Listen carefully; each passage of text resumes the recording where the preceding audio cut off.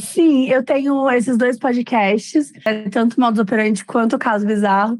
O Modus, como você comentou com a Carol Moreira, né, minha colega, minha sócia, amiga, a gente é uma pegada totalmente séria, né, com bastante responsabilidade, investigação, pesquisa e tal, que a gente traz os casos, diversos casos de crimes, de tragédias, em vários níveis, assim, tem roubo também, né, tem outras coisas, mas que a gente traz a história do crime, como começou, como surgiu, como aquela pessoa entrou naquele mundo. É uma pegada bem assim, mais jornalística mesmo, que a gente traz essa documentação.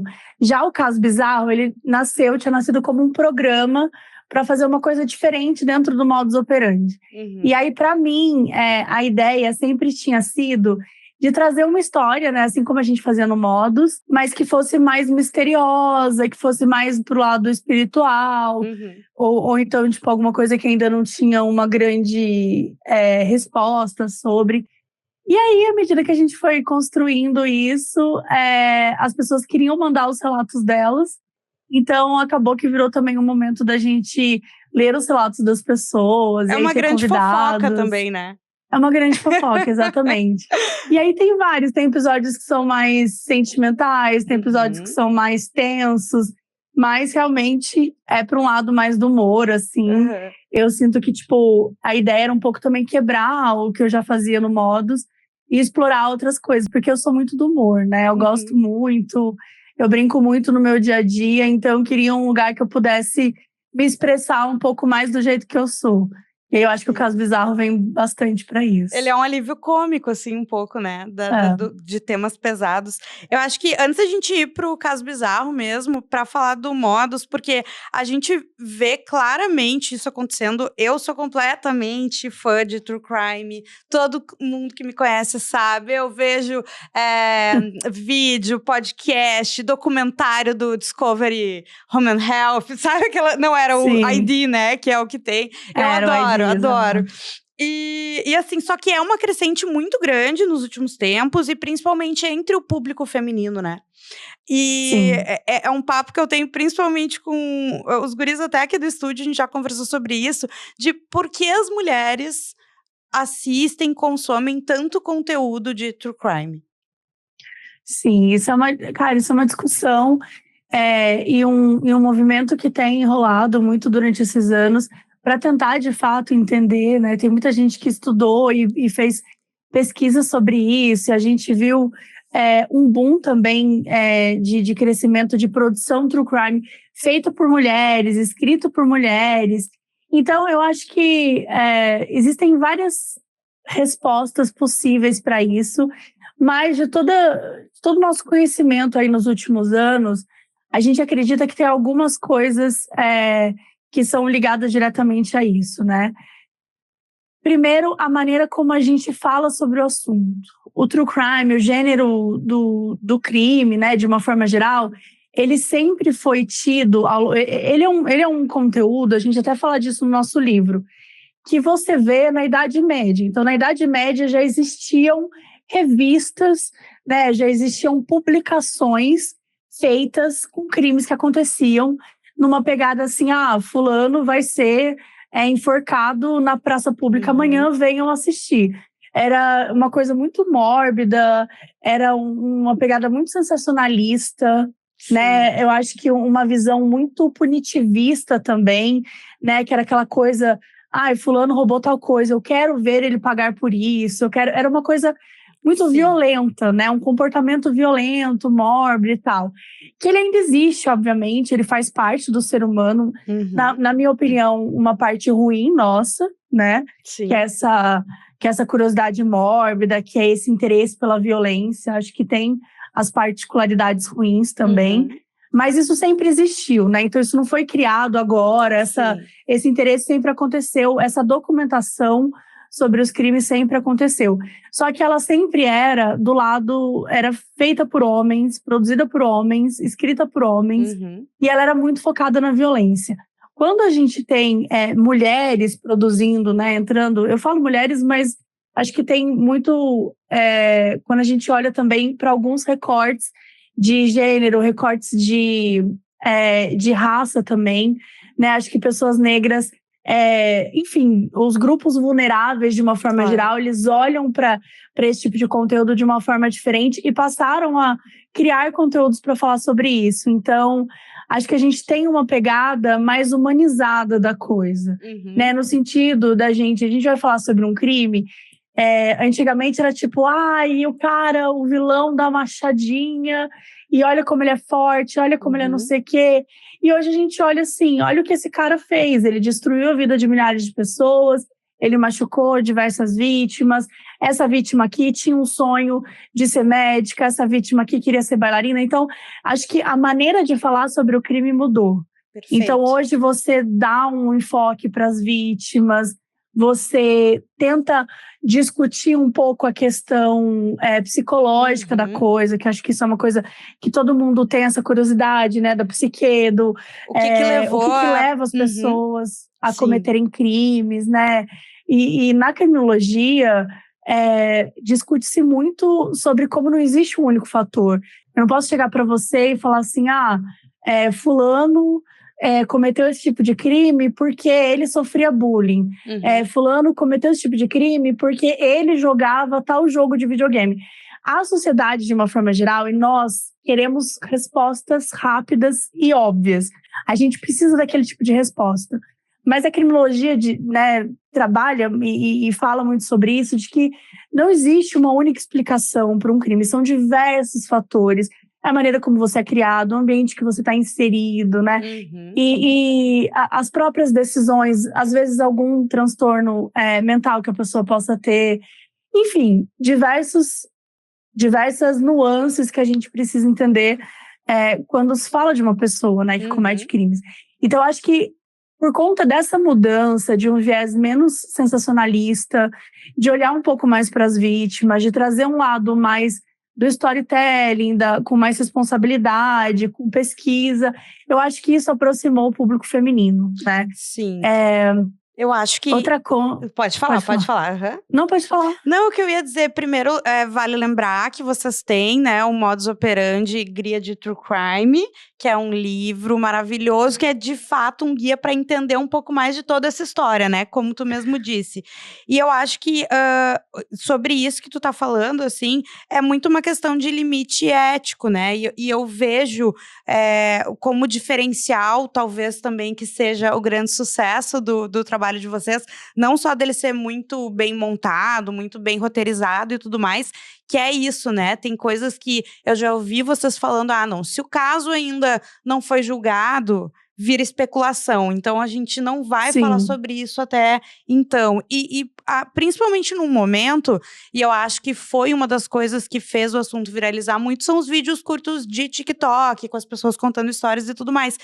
E eu vejo muito, assim, é uma coisa que eu, como amante de True Crime, me deixa muito satisfeita de ver esse cuidado, sabe? Tá, mas é aquilo que tu falou, sofria bullying, agora todo mundo que sofre bullying vai fazer isso? Não, mas o que aconteceu com a vida dele, né? Que não é nem...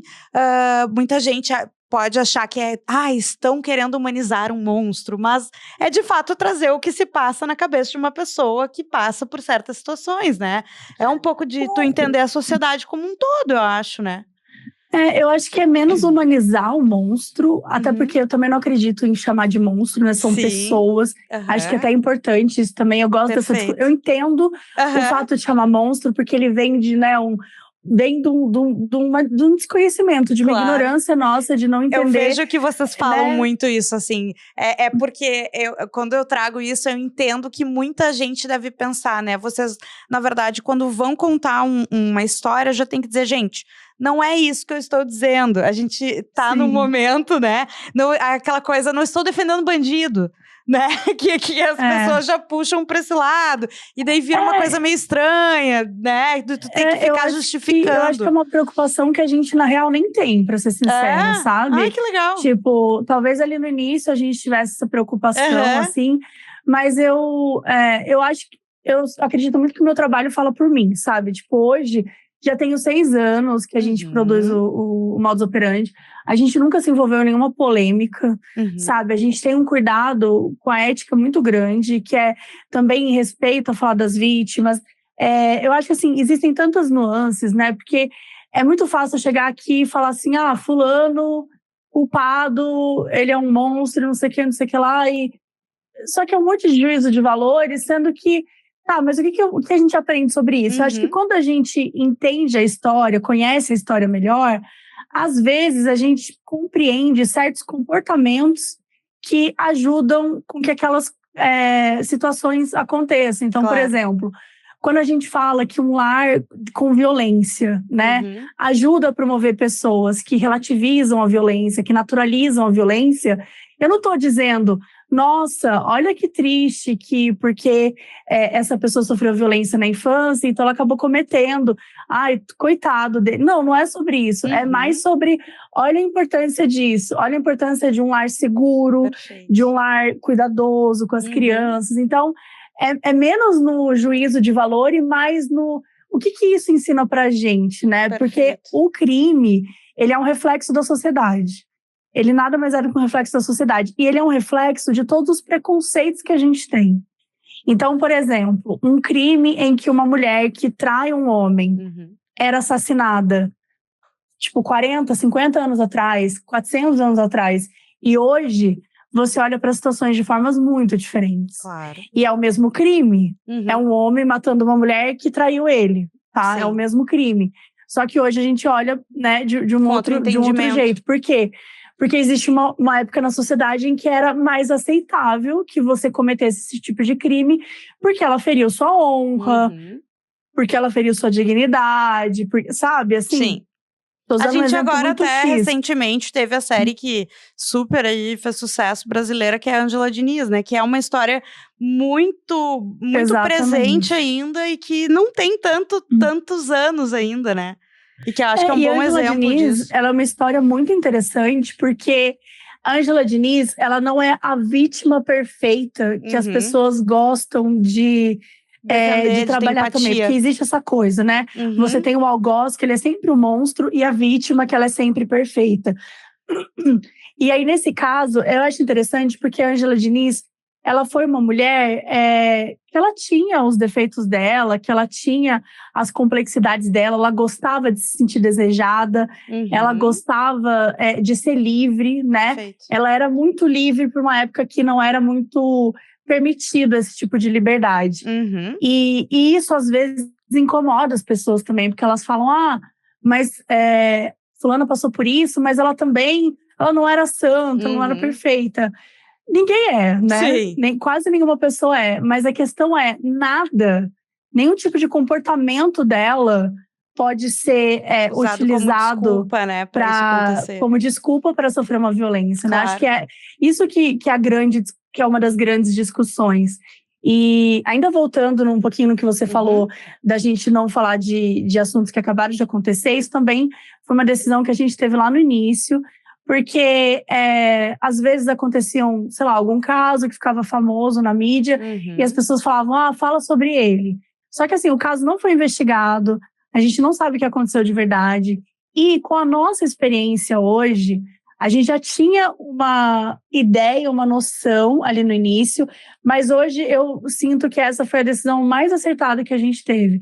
Porque hoje a gente percebe a quantidade de crimes, investigações, que anos depois a gente descobre que aquela investigação que foi para a mídia, a história que foi contada, não é a realidade. Claro. E que pessoas sofreram por conta disso, né? Porque a gente sente hoje na internet, vira muito um momento de tipo, aqui é terra sem lei, posso falar o que eu quiser, tô só dando a minha opinião ali, e depois eu volto pra minha vida normal. Né? E não é bem assim, né? Porque quando eu chego e falo assim, gente, né, a Juju roubou o supermercado. Mas você viu? Tinha câmera? Não, é o que tá todo mundo dizendo, né? Aí eu falo isso. Aí chega amanhã, você é linchada na rua porque você roubou o supermercado. Primeiro que isso não é justiça, não é como as coisas devem acontecer.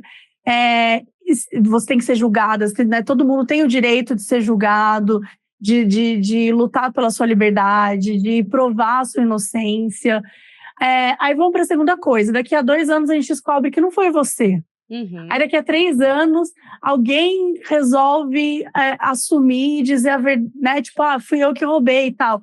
Ou então você assume na época porque você não tinha ali uma condição psicológica favorável, você não aguentou a pressão da polícia, ou você foi torturada, ou alguém te ameaçou, você foi lá e assumiu um crime, aí eu vou lá e falo assim, gente, é isso, caso encerrado, sabe? E eu falo assim, acho que a gente se coloca num lugar de desimportância muito grande, que é, eu e a Carol não somos investigadoras, não somos detetives. Perfeito. Então você nunca vai dizer assim, gente, eu acho que foi a Ju, porque a minha investigação, sabe? Não existe isso. Sim. Sabe? Vocês têm muito esse não cuidado, inclusive, também, né? De eventualmente dar uma opinião, mas de uma forma muito dentro do contexto que foi investigado e enfim, foi a julgamento, né?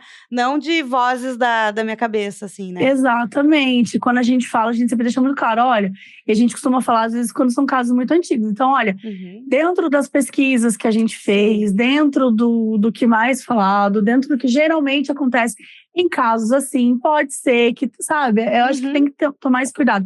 Então, isso pra gente foi muito importante de não falar sobre algo que acabou de acontecer, para não jogar luz a pessoas erradas, né? De não soar. Também tem isso, às vezes um caso acontece e muita gente joga para um assunto nada a ver. E aqui eu vou usar um caso que nem é crime, tá? De exemplo. Mas é para ilustrar o que eu tô falando. Que recentemente teve aqui no Lollapalooza a acusação que uma cantora teria, na verdade, o segurança de uma cantora teria sido ríspido com uma criança, né? Que estava ali no mesmo hotel que a cantora. E aí ficou esse bafafá, né? Que tratou mal a criança e não sei o quê. E aí o enfoque dessa notícia não foi se o segurança tratou mal a criança, se isso de fato aconteceu, se existem provas disso, quem é a cantora, quem é a criança. Não, o enfoque foi que a criança era filha de um ator hollywoodiano. E aí isso é uma coisa engraçada de falar, porque assim, vamos supor que tivesse realmente acontecido uma coisa grave, o segurança tivesse, sei lá, apertado o braço da criança, tivesse machucado alguma coisa, ainda assim, isso não teria sido mais forte do que o fato da criança ser filha de um ator hollywoodiano. Ou seja, você pega uma história e o enfoque que a imprensa dá, o enfoque que as pessoas dão, não é a gente que decide. Acontece, né? Nesse caso, beleza, era divertido, não foi nada violento. Virou meme. Então as pessoas estão brincando, tá tudo certo, né? Mas, quando a gente fala sobre crimes, às vezes acontece um crime e aí o enfoque dá na seguinte coisa. Acontece o crime com a pessoa, mas aí ela tem um vídeo estourado dela falando sobre brinquedos sexuais. Então vai virar assim, a vítima erótica, não sei o que, sabe? Tipo assim, as coisas que permeiam a vida da pessoa são muitas vezes utilizadas e muitas vezes servem de estigma para poder falar sobre aquelas pessoas, para falar sobre aqueles crimes. E aí você tira o destaque para o que de fato aconteceu. Isso acontece muito em crime. Então você tem muitas vítimas que passam por situações horríveis, que passam por violências horríveis, mas elas são conhecidas por outras coisas, elas são conhecidas por alguma outra coisa que elas já fizeram, ou pela profissão, ou por uma situação engraçada. E aí isso tira a seriedade da coisa. E aí se a gente entra nesse lugar e a gente fala, porque, de novo, não somos investigadores, então eu só posso falar daquilo que tem fonte. Claro. Eu não posso falar da minha opinião, eu não tô lá na situação. E a mídia escolhe o que ela vai dizer sobre aquele caso. Hoje, óbvio, que vai fazer, existe uma pressão pública para que coisas sejam feitas, para que existe uma seriedade. Existe. Mas, às vezes, o crime é totalmente estigmatizado, a pessoa é estigmatizada, e a gente só vê aquilo. Então, como é que eu e a Carol vamos chegar e falar sobre essa história? A gente vai ter que trazer isso. Então, a gente está ajudando a estigmatizar. Então, por isso que pra gente é tão importante a gente falar de coisas que já foram julgadas ou que já tiveram um tempo suficiente, porque a gente precisa de anos para compreender. É quando você termina um relacionamento e você não entende muito bem o que aconteceu. Aí passa 5 anos e você fala, eu era assim naquela época, fulano era assim. Porque a gente precisa de tempo para elaborar, para digerir, para compreender as coisas em volta. E o crime é a mesma coisa, ninguém consegue ver só um crime e entender ali de cara o que aconteceu. A gente precisa de toda essa bagagem aí para conseguir compreender. E é justamente contra o que a gente comentou, né? De, foi um monstro, é aquela... enfim, comentário pronto de tava de mini saia, né? De sempre tentar estigmatizar ambas as pessoas que estão envolvidas, ou enfim, o grupo que está envolvido, né?